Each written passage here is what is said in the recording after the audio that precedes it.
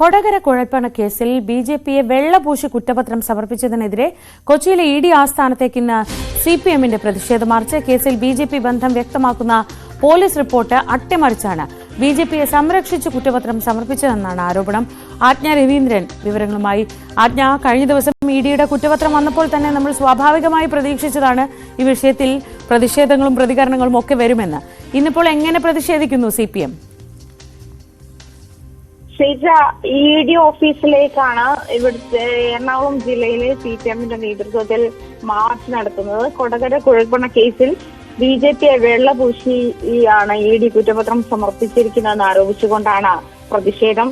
അതുപോലെ ഇന്ന് രാവിലെ 10 മണിക്ക് കൊച്ചി ഇ ഡി ഓഫീസിലേക്കാണ് പ്രതിഷേധം ഉണ്ടാകുന്നത്.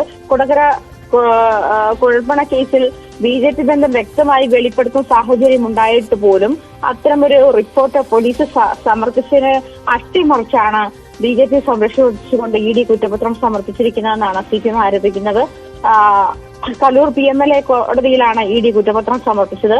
23 പ്രതികളാണ് കുറ്റപത്രത്തിലുള്ളത്. ആലപ്പുഴയിലെ ബസ് വാങ്ങുന്നതിന് ഡ്രൈവർ ഷജി കൊടുത്തുവിട്ട 3.56 കോടി രൂപ കൊടകരയിൽ വെച്ച് കൊള്ളയടിക്കപ്പെടുകയായിരുന്നുവെന്നും പണത്തിന്റെ ഉറവിടം സംബന്ധിച്ച രേഖകൾ ധർമ്മരാജ് ഹാജരാക്കിയിരുന്നെന്നും ഇ ഡി കുറ്റപത്രത്തിൽ വിശദീകരിക്കുന്നുണ്ട്. ബിജെപിയുടെ പണമായിരുന്നില്ല കൊണ്ടുവന്നത്, അതുകൊണ്ട് ഇനി തുടരന്വേഷണം വേണ്ടതുമാണ് ഈ കാര്യത്തിൽ ഇ ഡി വാദം ഉന്നയിച്ചത്.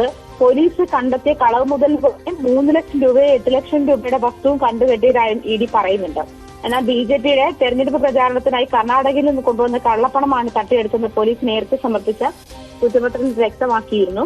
ഈ കുറ്റപത്രം തള്ളിക്കളഞ്ഞുകൊണ്ടാണ് ഇ ഡി ഇത്തരത്തിൽ ഈ ബിജെപിയെ സംരക്ഷിക്കുന്ന നിലപാട്, ബിജെപി വെള്ളപൂശുന്ന നിലപാടെടുത്തതെന്നാണ് സിപിഎമ്മിന്റെ ആരോപണം. ഇതിൽ പ്രതിഷേധിച്ചാണ് മാർച്ച്.